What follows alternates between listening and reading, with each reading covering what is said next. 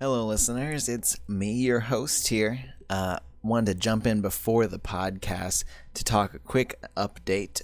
In the podcast, in this episode, we talk about the scandal with the Fine brothers on YouTube and how that's been going on. But it turns out the day after we recorded, they issued an apology and they retracted all the stuff that they did. So we wanted to make sure that that was put in the podcast before you hear us complain about the problem. Know that the problem has been fixed. Thank you for your time and enjoy the rest of the podcast. The news is on the way. It'll lead you through the woods of the ever-changing games we play. What's going on today? I'll turn your system off and we'll jump into a brand new wave. I don't want to. Hey, hey.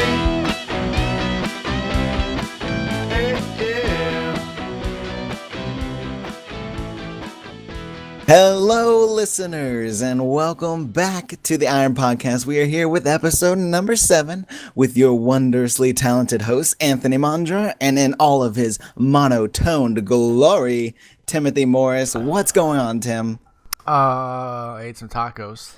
He ate some freaking tacos, ladies and gentlemen. That's exciting. So exciting. Well, to start things off today, before we get into all the news, we're going to do our first little segment, which is...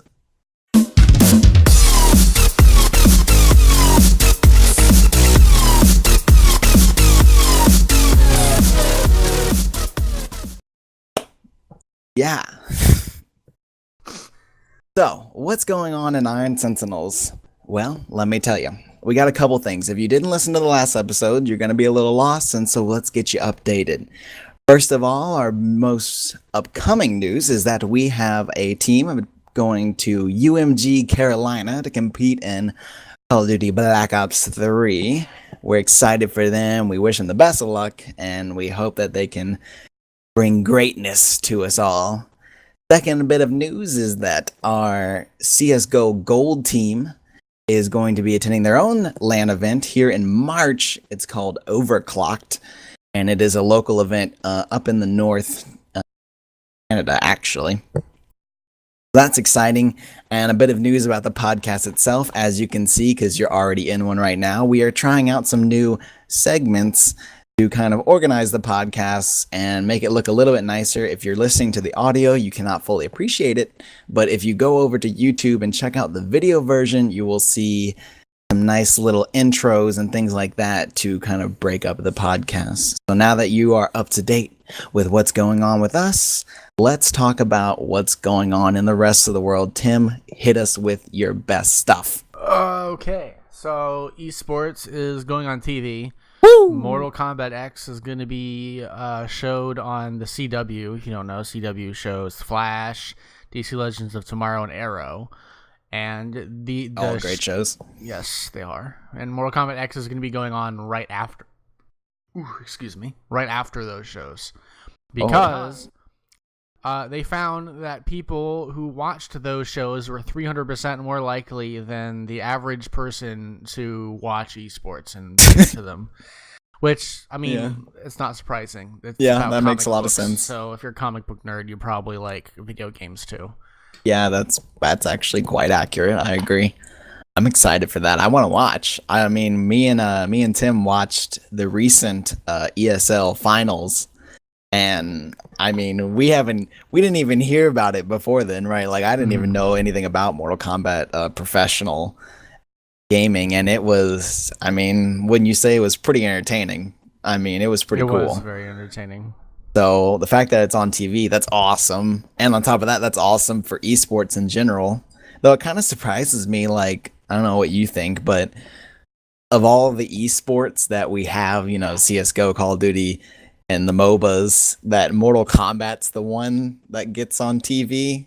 CSGO is getting to TV too. Yeah, I heard about that. Is there any kind of like time frame on that, or is that just still talked about? Or April. Oh, okay, cool. It's going to be, I think it's one of the big tournaments they're having. It might be the major, which should actually be pretty sweet. Yeah, But that'd be fun to Lewis watch. Ward, he's a research director for gaming. Uh-huh. He says that he projects that there will be over 200 million regular esports online content viewers by 2019. Oh my Doubling God. 2014 numbers, which with the current trend of esports is literally booming. Yep. Like, Huge. it's huge. It used to be like in 2013, it wasn't really that popular. 2014 picked up traction, and 2015 was like the year of esports. Like, everyone was watching esports, and then now everyone's continuing to watch them, and the numbers are just growing and growing. Yeah, I mean, heck, like the last few weeks, I mean, Twitch is just all Twitch is esports central. I mean, there's everything you could ever want to see esports of. Twitch has been showing it in these last month, and it's crazy. I mean, the trend is just insane. The growth is exponential. It's frankly awesome. I mean, it's good news for us because that's our business. So this is what we want to see. But yeah, I mean, it's gonna be cool to see it on TV. I'm definitely gonna be tuning in to Mortal Kombat. Do we know like what it is? Is it ESL or is it? Yeah, it's ESL. Okay, so is it like a finals or just like the next season? I think it's the next season. Okay, so you think that they're gonna make like a series out of it? It's not like one The time. upcoming third season will focus on Mortal Kombat X players who are attempting to win the ESL Mortal Kombat X Pro League finals. Oh, okay. It So follows competitive gamers as they vie for an esports championship.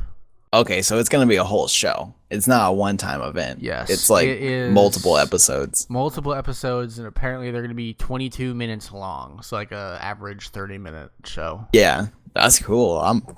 I'm hitting my DVR right now. Like, let's do it. Like, I want to watch that. I want to watch all of them on TV. That's awesome. Mm-hmm. Yeah, so let's go on to the next one, which is Tom Clancy's Rainbow Six Siege gets its very own ESL Pro League. It's going to be played on Xbox One and PC, no PS4, I'm sorry. Yeah, if you're a PlayStation player, yeah, tough luck. Go home and cry, because guess what? You're not getting anything from ESL, which is a crying shame. Frankly, I'm not going to start anything with you Xbox fanboys out there, but, I'm a PlayStation owner and a PC owner, obviously, but I don't understand why they picked Xbox. Obviously I know why. They gave them more money, but, I don't agree with it, but what you're going to do, it's what's done is done. We're going to probably be picking up a PC team for that game, actually, as a little bit more news about us, so that'll be exciting. But yeah, either way, I am happy for that game. It's a great shooter, and it deserves its own recognition in the esports world because it is definitely built for esports, like very much so. I think it's awesome. Yeah, that's pretty cool. The tournament will kick off on the 4th of March, just days before it starts on PC and Xbox One. The prize pool is 100K, so pretty average. Yeah, pretty typical. We have yet to hear of any major organizations picking up Rainbow Six teams, but you can rest assured that's okay.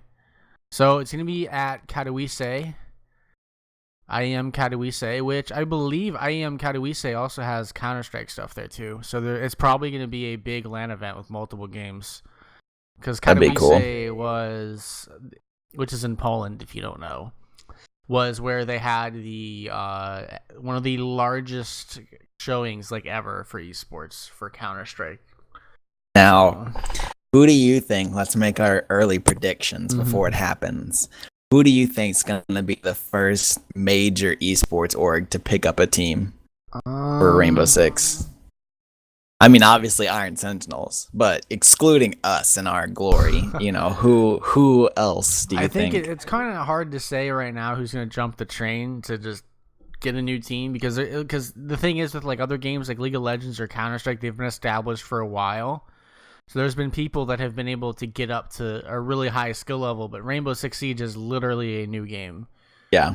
So yeah, anybody can get in on it right now. That's the best part about it. I think it's hard to say right now, but I don't think Fnatic will go into it. Fnatic's kind of like very particular with their games. Yeah. FaZe, Optic. I would say those are the big ones. Envious. I'm the only thing with FaZe and Optic is like, with their recent acquisition of Oh god, CS:GO teams, they're like, bad. They're so bad. well, yeah, they're bad. But what I'm thinking is because they just bought teams, I don't think they're gonna do the Rainbow Six thing for a while because financially they probably don't want to spend money. Oh, Optic's probably losing money on Optics. Probably, but they're probably making it back with Optic COD. I'm sorry to all the CS:GO NA fans out there, but Yeah, we we don't want to start stuff, but we do actually really want to start stuff. But we watched we watched Optic's CS:GO team play a few times. It's sad. I mean, I don't played know. well against like easy teams that made a lot of mistakes, but when they play against a team that doesn't make any mistakes or do anything like to kind of expose themselves and they hold pretty hard, they fall apart. I mean, and I kind of lost track of them after the first few games and stuff. But did they qualify for the major? No, they didn't. That's terrible. That's bad. They needed to win a game against Winter Fox. Of all teams to go against, Winter Fox, one of the lowest NA teams to face against, and they lost 2-0. No, they lost 2-1. 2-1. Oh, okay. Oh, but still, like they would be playing like they were silver. Yeah. Like they just played so dumb. There's no. It's like they were randomly pugging against an actual team that was playing together. Like they don't have the cohesion necessary to get far at all at the moment. Like they need to get their shit together because I already know that they didn't make the major. If they don't make the next major, I bet you $5 right now that team is going to get completely annihilated. Like, they'll probably keep a few of the really high fraggers, and then everyone else is basically kicked, and they'll reform the team. Honestly, if I was in charge of Optic, I would have already reformed. I mean, let's be honest. They could have bought former TSM, which alone, TSM may not be one of the best pro teams, but they're a team that has gone to majors and have gotten into the semifinals, even finals repeatedly. Yeah, they're it's a true. team that can make you money and get you pretty far. Well, the thing is, when they decided to go into CS:GO, my thought process was, I mean, I understand the benefits of buying a pre-made, already together team, but I mean, if I was them, of the teams that were available at that time, I would have probably mixed and matched because no one team that was, open a free agent at that time when they were buying them is all that amazing. But all the teams have certain players that are really good, or at least, better than the rest of their team. I would have gone for I would have tried to pick and choose a couple players and make a whole new team. But the team they bought, which I believe was former Conquest, wasn't that what they used to be? I mean, I didn't follow them back when they were Conquest. I did. They lost a lot. Okay, well, they're still losing. So I don't know what Optic was looking at. If their track record was negative, you usually don't want to spend money on that. Maybe they got him some bargain bin of esports. Yeah, maybe. I don't know. But if I was in charge of Optic and what I saw at the MLG minor, I would probably already be considering the reformation of the team or getting a whole new team. It is one of hilarious, the two. though. There's so many Optic fans that transition from Call of Duty to CS:GO, and they expect this amazing team. And there's this one kid, he was tweeting at me, and he was like, "Optic is the best CS:GO team right now." I'm like, they're gonna lose. And yeah, they're far from the best CS:GO team. And then they end up losing, and then he was like, "I can't believe they lost. They're one of the best teams." And I'm like, I told you, they're it's not good. The best teams. Have you heard of Fnatic? The best team in Have you NA, heard of Navi? Have you heard of Envious? If you're looking for the best NA team, that's Cloud9. Even with their current roster, they're changing. It may not be really good against European teams, but in NA, they're still the team to beat in NA. Yeah, I agree. Completely agree. They have so many good players. They got Shroud, which if you guys haven't seen Shroud play, he is probably the best aimer in NA.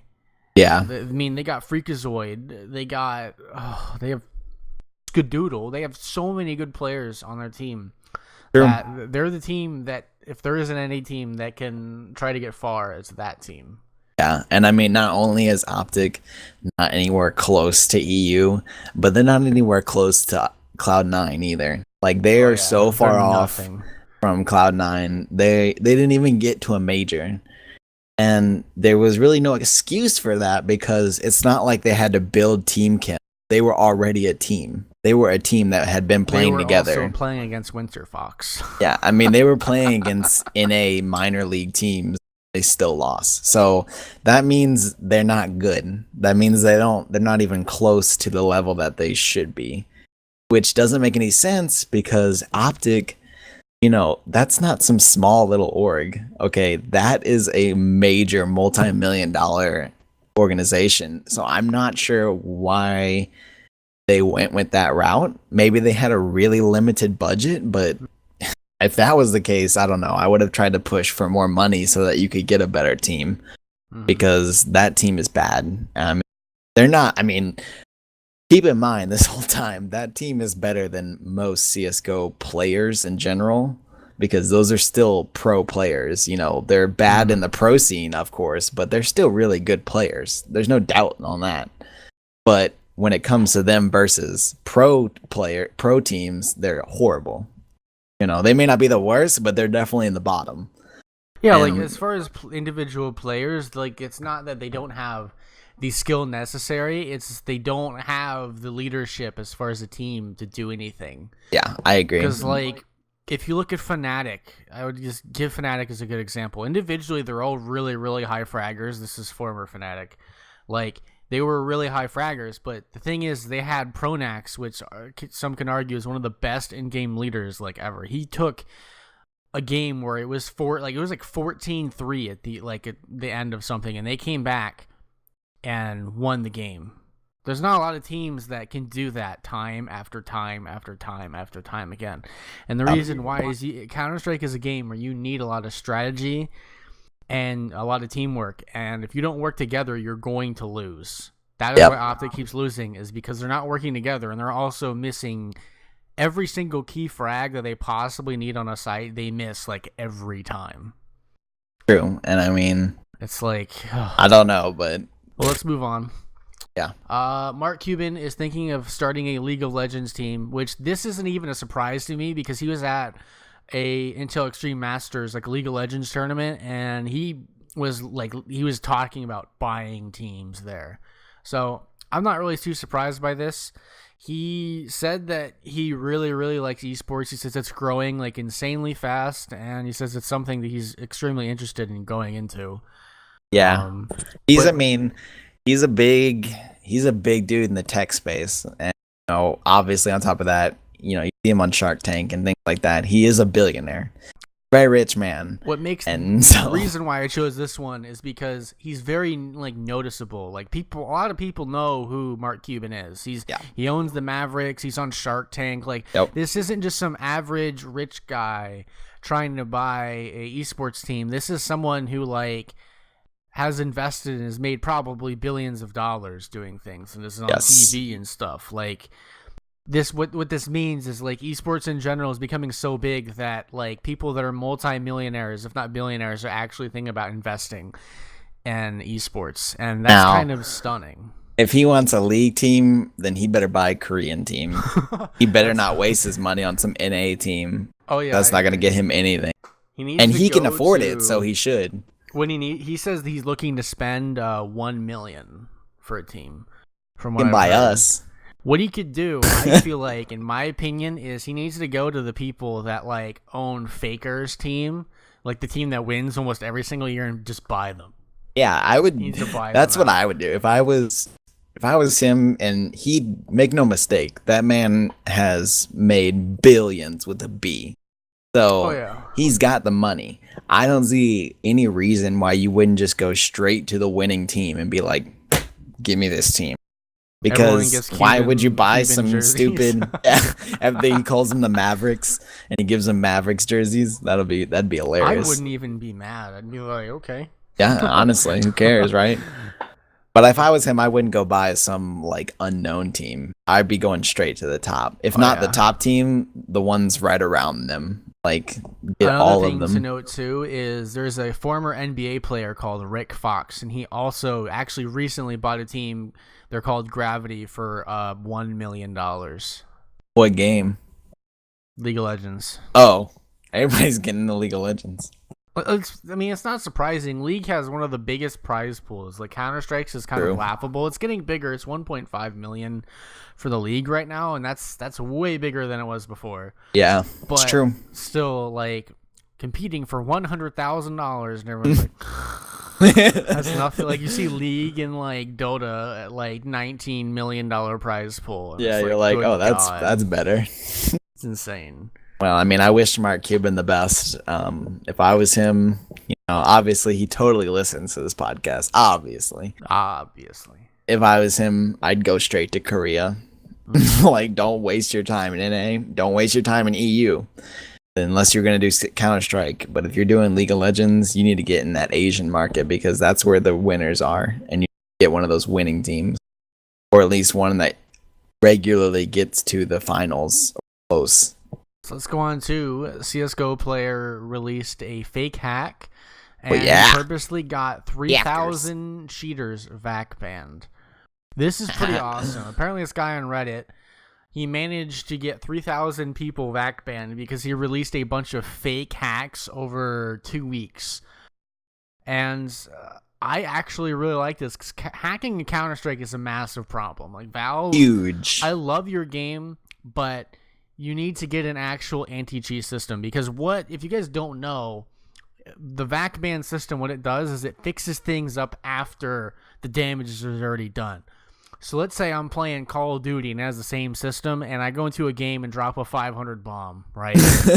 Like I'm not gonna immediately get into the server and get kicked. Yeah. I'm going to get in the server, ruin your day, and then maybe like a week later it'll ban me from ever playing it again. But all I can do is I could make a new account, then I can do it again. Yeah, again, it needs again, to be again, again. instantaneous. Like they don't have any type of system to deal with a lot of this stuff. I mean, they have Overwatch, but Overwatch is literally the same thing as VAC ban, pretty much. Yeah, it doesn't happen fixes- until afterwards. Yep, and I swear, you see hackers all the time. Like I've overwatched a lot of games, and most of the games I've overwatched have a lot of hackers in them, and they're so blatant too. Like they'll just be like hiding behind a door, and they'll just be following somebody with an op, and they shoot them, and they die. Yeah. It's like, Well, I'm why not an idiot. why hide it? I mean, why hide it when the anti-cheat system is so bad? It's like I'll just do what I want and it won't matter. I'll just buy this game for $7 again if I have to. Oh yeah, you can go on G2A and find it for like $7-8. Yeah. It's a very cheap game. Well, they just need it. I mean, they just need a better one. A good example, H1Z1. That is a good anti-cheat system. That is quick. Like, It is quick and instantaneous, and it gets rid of people fast, forever. because when I was playing H1Z1 at first, there's a lot of hackers and stuff Yep. you had to deal with. But I came back and played it around a month ago. I Nothing. did not see one hacker in that game. Yeah, their Because anti-cheat system is A+. not even that too. It's the bans they do isn't just an account ban. It's an IP ban. It's Right. a hardware. Like there's so many things that you have to go through that I think most people don't think it's worth it. Yeah, You it's still true. get the occasional cheater that comes back, but they still get fucking the ban hammer like immediately. Yeah, exactly. I mean, it's a really good cheat system. And Rainbow Six, they're testing out their new one right now, and it's hardcore. They need to. It's the same way that H1Z1's basically is. It's not just a account ban; it's a everything ban. You Yeah, I remember basically won't be doing that Call again. of Duty does that too on PS3. They did the same thing where like if you got banned in Call of Duty on your system, it was bricked. Like, Yeah. you basically had to buy a brand new PlayStation or Xbox. Right. They don't fuck around with that. So let's go on to something that has been in the news a lot. So if you're anybody that is a presence on YouTube or watched anything on YouTube in the last 2 days, you will know that the Fine Brothers are getting a massive amount of shit for what they've been trying to pull. So basically, they want to make a network where people who make React videos can go to them and make their stuff there. However, you can't use like any of their graphics. And if you use the word react in your title and you're not partnered with them, you can get your video taken down for trademark infringement. An everyday word, react. React isn't something like, let's say, I don't know, PewDiePie, his name. It's not like that's an average word that most people say. Like, react is a word that literally everyday people say over and over again. Like, people react to things. You can't trademarking a word as simple as that. Like, I don't think you should even be able to trademark that word. Yeah, that's ridiculous. And like, they're trademarking teens react and elders react. What do you want them to call it? Like, adolescents respond to? Like, yes. Senior citizens. They even started they attacked Ellen DeGeneres not too long ago because she had a bunch of kids react to like old technology. And it wasn't like they were reacting to a video. She would be sitting with them and hand them some like an old DS or something from like way back. And they would react to it, and they like said, "Oh, I wish Ellen DeGeneres actually partnered with us." And you can tell with the way they do in this video, like the dude like shakes his head like the entire time, and like there's a point where when they're explaining what's wrong with what everyone misunderstood, one of them's just shaking his head and has his eyes rolling, and I'm like, "You guys aren't sorry." I mean, what's your opinion on these guys? I think there's a good reason why they're losing. They lost 200,000 subscribers in 2 days. Yeah, I mean, there's a couple of things here. First off, at the very core, and I'm sorry to anybody whose YouTube channel is a reaction channel, but I'm gonna start with this. React videos is the lowest form of YouTube. First of all, I don't even think it should be a thing at all. The way most people do it. Now, I will say this. The Fine Brothers, their production value is high, and the way that they do the React stuff is much better than the normal reactor. But most reaction channels are utter garbage. It is literally some people sitting on a freaking couch. They put the other video in the corner of the screen, and they laugh, and they go, and they go, "Oh my gosh," and that's it. And then the video ends. What is that? Why is that a thing, first of all? So that's stupid. That should be shut down in and of itself. But more specific to the Fine Brothers, I hate everything that they're doing right now. This is just a horrible, nonsense, money-grabbing attempt by them because for some reason they're not satisfied with the probably already hundreds of thousands of dollars or even millions of dollars that they've already made from not only their YouTube channel, by the way, they have two, but they also have a TV show. So both of those things are making them money, and I'm sure it's not a tiny. I mean, they were getting millions of views on their videos, and that's a lot of ad revenue. So they were being very successful, and I don't understand what they want to do as far as why they cannot just be content with the success that they had, and they were always growing bigger and bigger, and now they're going to start shrinking. Like you said, they lost 200,000 people about right now. Okay, I checked this morning, and it is 13.9 million. It is 13.85 million. Yeah, That's see, 50,000 subscribers gone in like a couple hours. Oh, and the video has 333,000 dislikes and only 61,000 likes. Yeah, see, this is what I'm talking about. They basically have tanked their own career for no reason. No reason. There's no reason that they should have done this.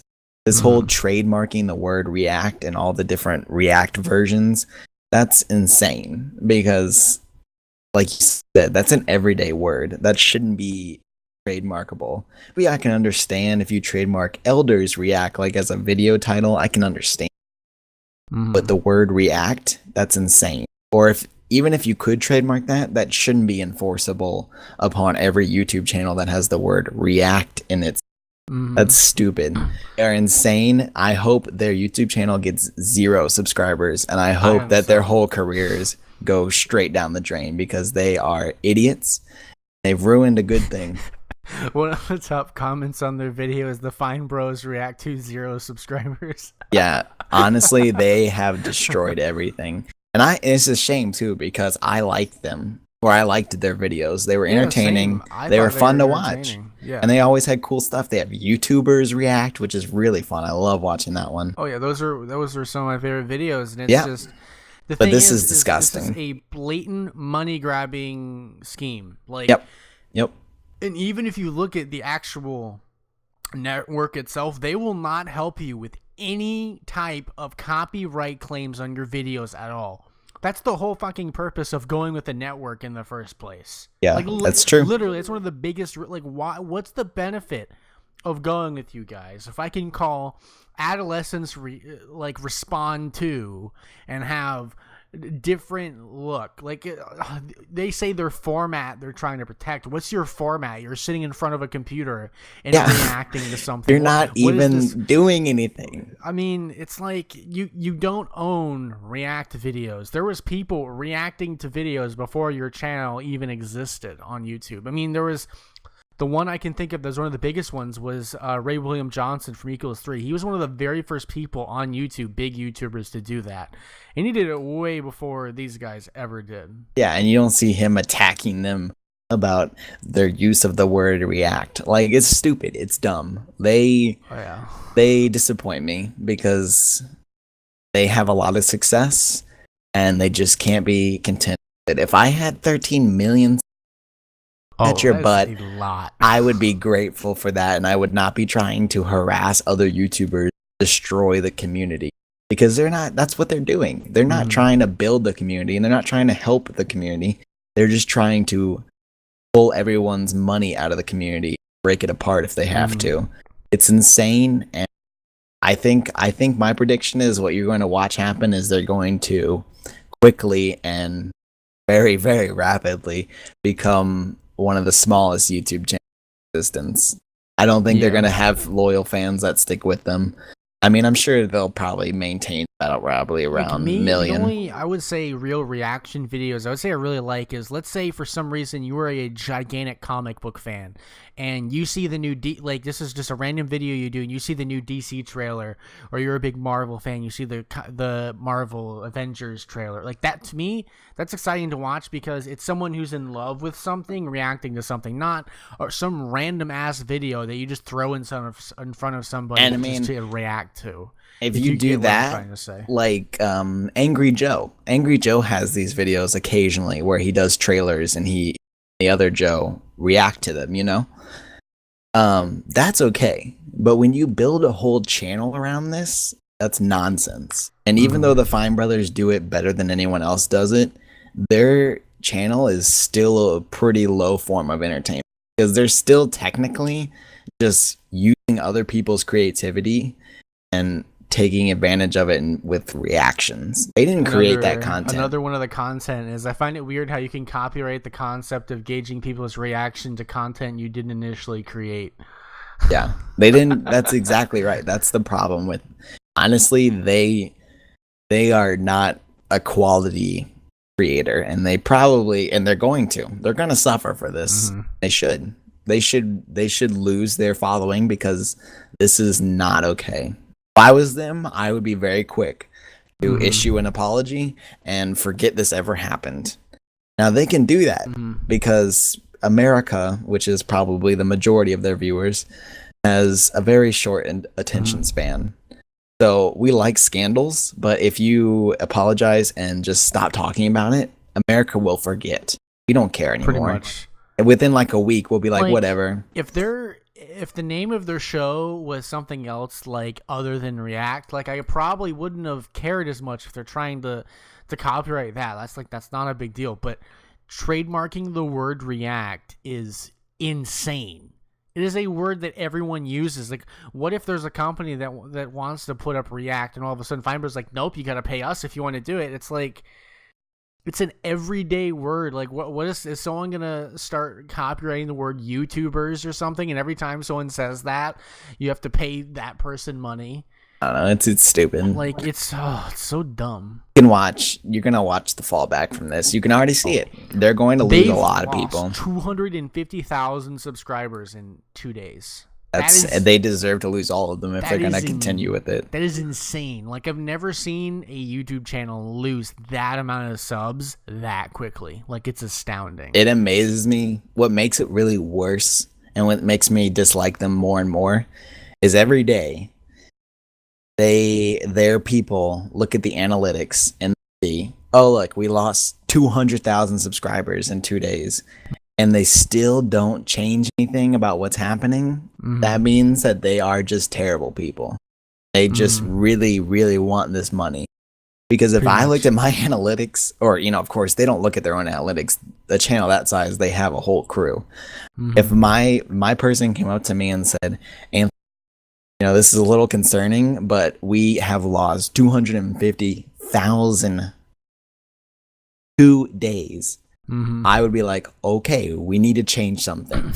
I don't know why you would see that and be like, let's do nothing. YouTubers, like I've seen other YouTubers where they'll make a mistake or something. Like an example is Keemstar, where he covered a story where he had a bad article for it or something, and he came out and apologized about it. It's like he's saying, you guys are right, we need to work harder, That's the mature and normal response to it, not releasing an update video where you basically call all of your subscribers idiots and shake your head and roll your eyes. Like you don't understand. What they don't seem to get is the subscribers, those are people, and that can go away really fast. They'll be left with, they'll probably be still rich because they've probably already made a good amount of money, but they won't be making any more. Like, this is just dumb. They need to, my prediction, within the next week or two, you're going to see a video come out from them that is reversing everything that's happened. So let's just move on. We've talked about it for a while. Let's go on to Bethesda. They're going to E3 2016, which I'm pretty excited for because I like Fallout 4, but as you know, they make a lot more games than Fallout 4. They're going to be talking about Doom, Dishonored 2. Doom and Dishonored 2 are one of the things I'm looking for the most information on. Doom looks amazing. If you didn't see the trailer that they showed, it was the goriest thing I think I've ever seen. It was awesome. And then Dishonored 2, it's a assassin game, first person. Like, who doesn't love assassin games? Oh, man. First one was great. Like, they published a lot of really, really good games that a lot of people like, so I'm pretty excited for it. It is good news because EA is trying to make their own version of E3. Oh, dude, I love it. I saw that the other day. I read about that. It's annoying because it means that there's going to be 15 different conferences next year where each one gets their own little conference. I'm like, just go to E3 and do your conference there. Well, where we can all see it in one place. I don't want to have to go to E3's media or not E3, but EA's media player. Go on Star Wars, I don't know, to watch the whatever. Well, I just want to watch it. What I saw, or what I understood it to be, their thing is at the same time as E3. Like in the building next to it, or a few buildings over. They rented out the whole building because I think they wanted more space to dedicate to just their stuff. And I believe the tickets, I think it's free. I'm not 100% sure on that, but they just want people to really be able to see everything. They didn't want to be limited, but they did say that DICE and I want to say Visceral, two of EA's developers, still are going to be at E3. They'll still have booths. That's good. So those guys will still be there, but the rest of EA's stuff will be over there. And they're still going to have an E3 conference, an actual presentation on stage and stuff. So the only thing I'm worried about is I don't want to have to go to 4 different Twitches to watch. I just want to watch it in one place. Right. But this is cool because Bethesda last year, they even said they said we don't know if we're going to do it again because at the time, because they're coming out with Fallout 4. Fallout 4 came out in 2005, the last big one that everyone cared about. So that's a lot of, whether you like the game or not. Personally, I was a Fallout fan for years. I love the game. There's a lot of things that they need to improve upon, but overall, I felt like it was a fairly solid game overall. Yeah, definitely. I'm Like surprised. it was one of my, if I had like a top 5 list of games, I would say it was in the top 5. Like it was a very good game. I was surprised. I'm surprised that Bethesda is doing this again because, like you said, last year, of course they were gonna do it. Fallout 4. It's Fallout. Yeah, but this Like- year I didn't think that they were going to do that, and No. it seemed like most people also didn't expect What do you it. think they're going to talk about? Because I don't know. With their current Elder trend, Scrolls. If their current trend, they do a Fallout game, they do an Elder Scrolls. Yep. They've always I done think it that way for years. The Next only Elder way, Scrolls game. yeah, I think the only Ah. way they could justify another conference of their own is with an Elder Scrolls announcement. I think that's what everyone should be ready for, and that's going to be awesome I if think that is what true. they should do with it, though, I don't think they should say, we've been working on this, it's almost done. I think what they should do is, remember with the Star Wars Battlefront teaser they did where they just, Yep. they showed, like, they need to do something like that. Yep. We're just saying, we're making it. Because You know what would be actually it's going to take them a couple years to do it because they finished making the game in, like, I would say, like, early or mid 2015 for Fallout 4. Like, they said Yeah. when they announced the game, we're basically done with it. what I But with really this want. one- What I really want them to announce along with the Elder Scrolls teaser, which I really hope is a thing.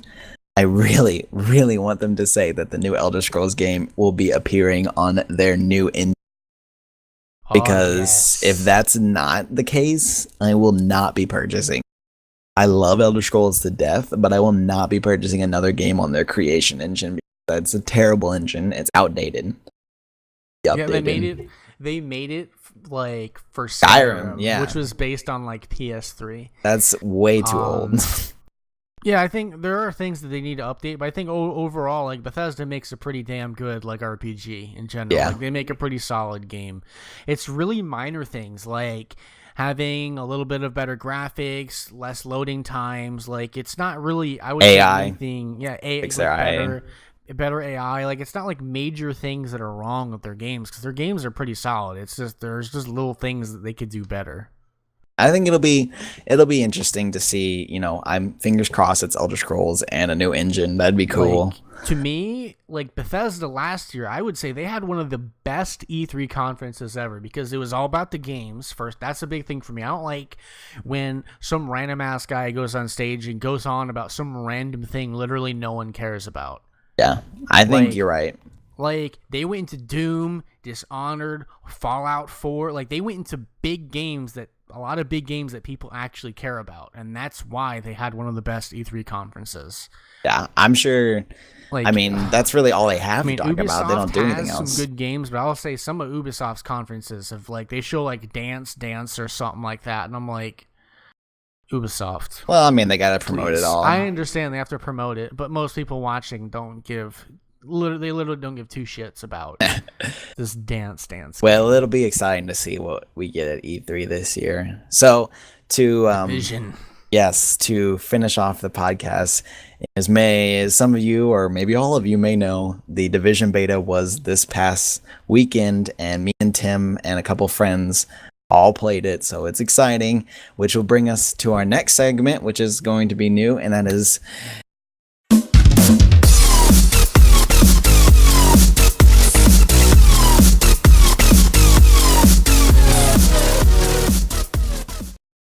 Yep. So, welcome to Review This, and that is Tom Clancy Division beta impressions. So, it is a beta. Everything is subject to change, so don't take anything we say here as definite because very much changed in the couple of months.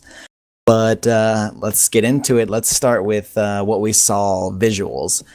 I think the visuals were stunning. I mean, I understand there was a lot of controversy around people saying it was a downgrade from that 2013 E3 trailer. I will say that's not a lie though. It is. It's not. It is a downgrade. It's not a I played on both PC and PS4. Right, So the Tim Elite has is got out both. there.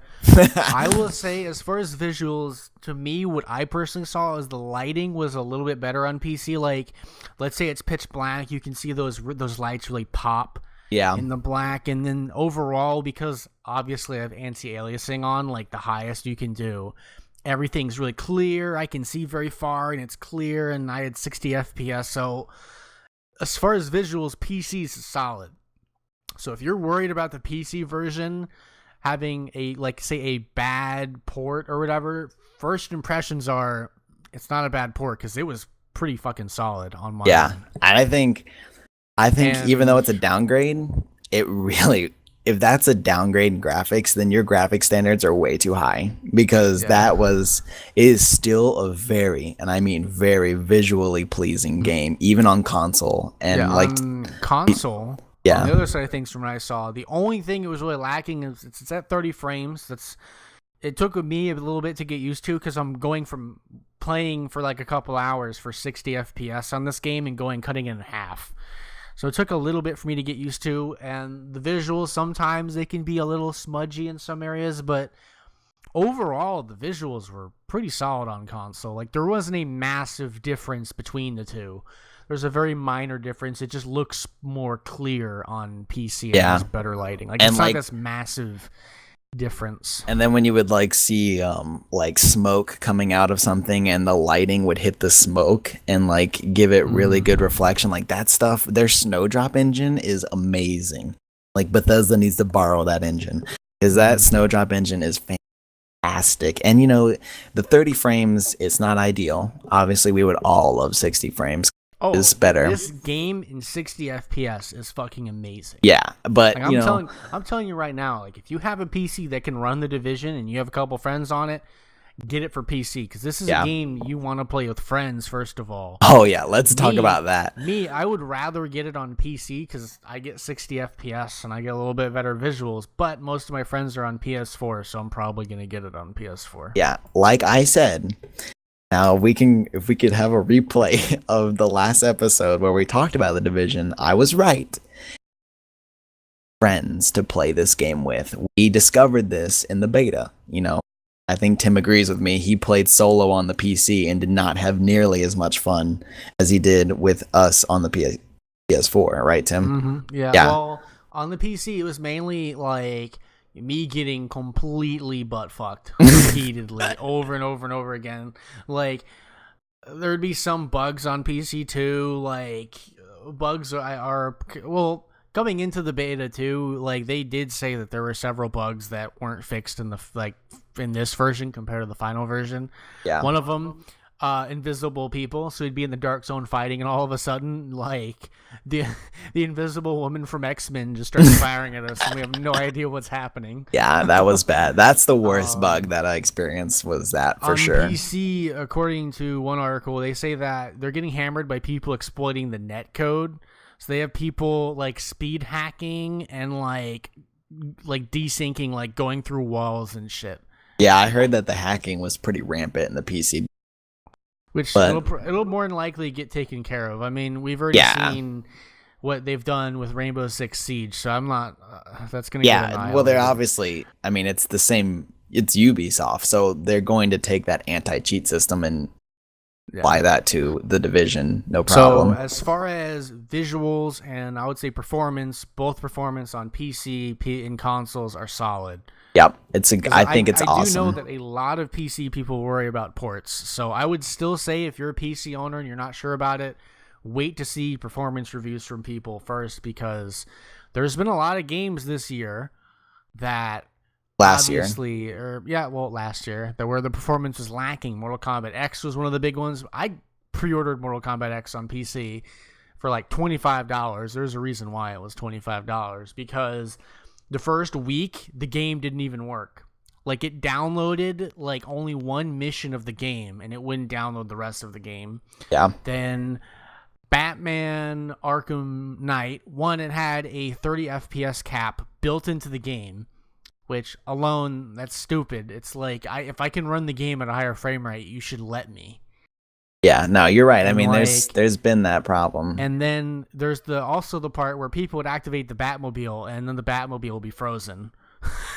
Yeah, it's So- PC's had some struggle in the last year, and I hopefully, we don't see a repeat of that. And I don't think there's going to be major problems with the Division. I It don't think seems so. like I think even- Ubisoft's really done even the work. with like other games like Siege. I've played Siege on PC. It is solid on Yep, PC. that's true. Ubisoft for 2016. They're starting off with a good track record for sure. And I think, and we played the beta. Like Tim said, visuals and performance are solid on both. It's if you're upset about the downgrade, look, I'm sorry, but what it looks like now is still a very beautiful game, especially considering its scale. And then gameplay wise, we were right. Friends, let me tell you, solo is not as fun. There is matchmaking, so that's good. So you can make friends, but on your own solo, it's not going to be as fun. I can assure you of this. It's a lot like Destiny, like that. Like Yes. Destiny, if you play Destiny on your own, you're not going to be having. It's tons the of same fun. basis. But It's if you the same play game. with friends, it's Same type going to of be a game. lot more enjoyable. Yeah, it's great. The only worry I have with this game is content. That's the only thing. That's something that Ubisoft in general needs to nail on, because that was Destiny's biggest crutch. Because I felt like Destiny's gameplay was a lot of fun. It wasn't any problem with the gameplay. It was the fact that some of the gameplay did resolve around you playing the same missions over and over and over and over and over and over again in order to get gear to play those same missions over and over and over again, to play one new mission, which would be like a new strike or a raid. Now wait a minute. Let's back it up. Let's talk about gear in the Division. I don't even know what it is, okay, and their gear is nothing special. I mean, you're just in New York in modern day, so you're just wearing normal clothes. But for some reason, and I think Tim can agree with me here, it is so satisfying to find aesthetic gear in the Division. I don't even know what it is, but when you find a new beanie, that's the best example. We had some wars over some beanies. When you find a new beanie, it is happy days. It is very physically enjoyable to get gear in this game.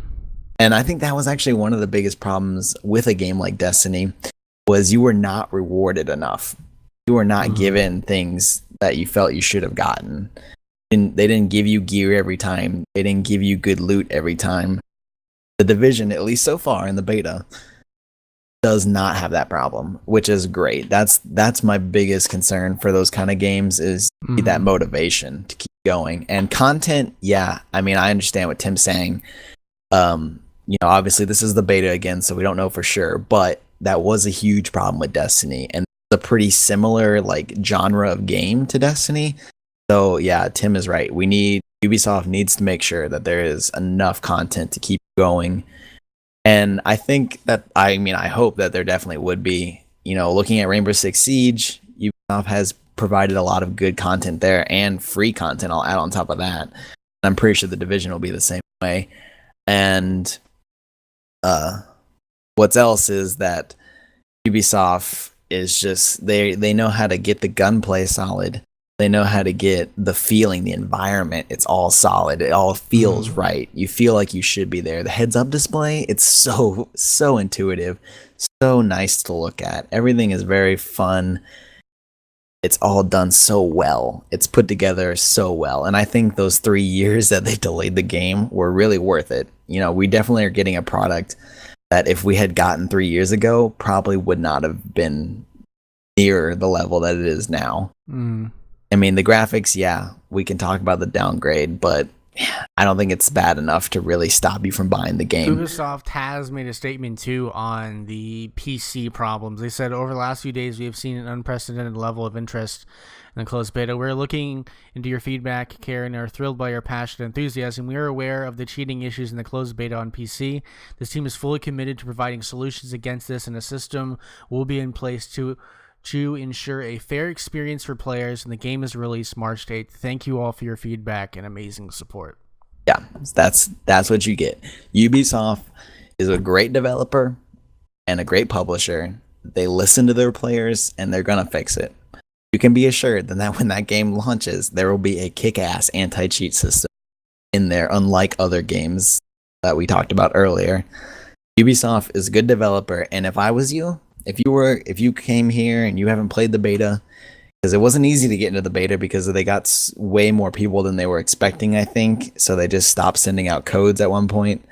So if you didn't get into the beta, let me tell you, I think agrees with me. And One of our other friends has already bought the game after playing the beta, and I believe Tim is about to buy it or has already bought it as well.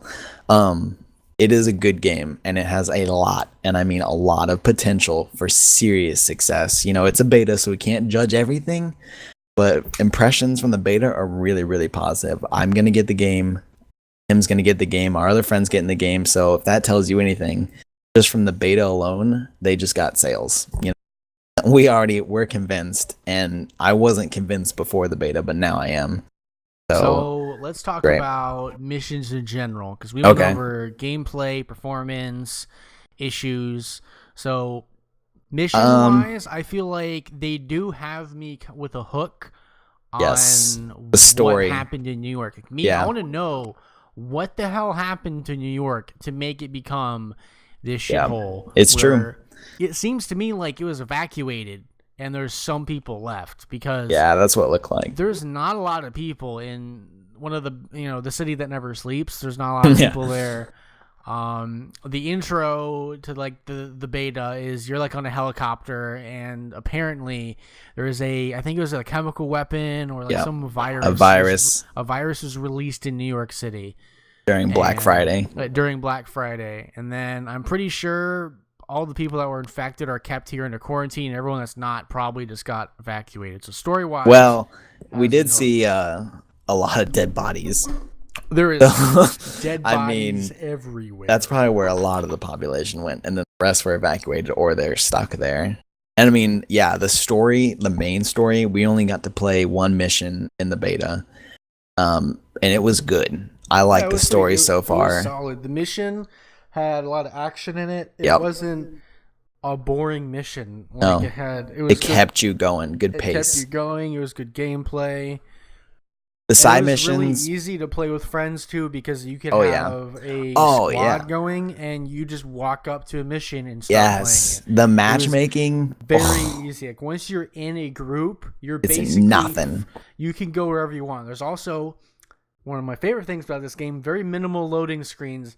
I've only seen maybe 3 loading screens while I was playing during my session, because it's most of the time it's pretty. You just say I go into a safe house. When I'm in the dark zone, I just walk out. It's not like it has to load an entire new room. Yeah, same thing if I'm exiting the dark zone. You don't have these massive loading screens, and I really like that because loading screens are annoying. Yeah, and they break immersion. They completely break immersion. And the best, or like you have a forward operating base, which is like your home turf. Walking in there is 100% seamless. There is nothing. There's nothing. You just go right in the door. Mm-hmm. Your whole base is loaded up. That's insane. And that's awesome. It's 1080p on PS4, Xbox One. That's unheard of for a while now. Yeah, it's good. And the side missions, they weren't anything unique, but they were still action. They were still enough to keep you roaming around. Yeah, like there's that one side mission we played. I won't go into super detail about it, but when we were trying to find that one girl, I was pretty interested. Like, what the hell happened to this chick? Yeah, that side mission was good. That was a good side. They have some cool like detective mode in there, and you can kind of investigate. Anthony and I spent like a good 10 minutes just looting all of the drawers because they had like clothing that we could find there. It's great. The looting is great. It's it really satisfies that itch, for the good loot. I can't wait to when I get the full game to edit my entire character. Yeah, that was cool. Ground up. Oh. They locked off the character customizer. You can only off a lot of things in this beta, a lot more than I think a lot of people thought they were. Like crafting is completely locked off. Several parts of the city in general are completely locked off. Yeah, there's some guns and things that you can't even get yet. I would say this: if anybody was wondering about map size, we were in a very small part of the map for the beta. You would say they locked off most of the map. And that small portion we were in was huge. I mean, it was a lot of space to play around in. So it was like your average Destiny map. Yeah, but and like twice the size of that. Yeah, exactly. And that was only like a quarter of the whole map.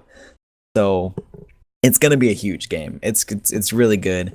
If you were on the fence, I would say go for it. if you have friends, don't get this if you don't have anybody who wants to play it with you, because Yes, that is why I'm getting it on PS4 and not PC. Yeah, 'Cause see, all my that's why- Like, just to say, I have a PC that could play this game completely maxed out with all amazing settings. I could probably play it at 1440p and still get decent FPS. So I'm getting it on PS4 because that's where my friends are.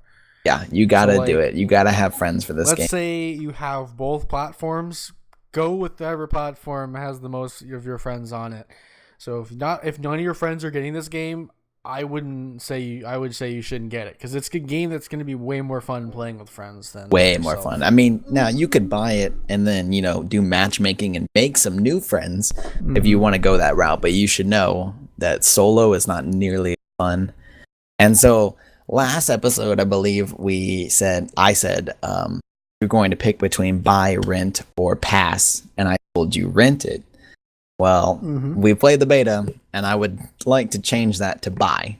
Yep, I think me this too. is a great game, and it's got a lot of potential for really awesome play, and I'm really excited for the full version.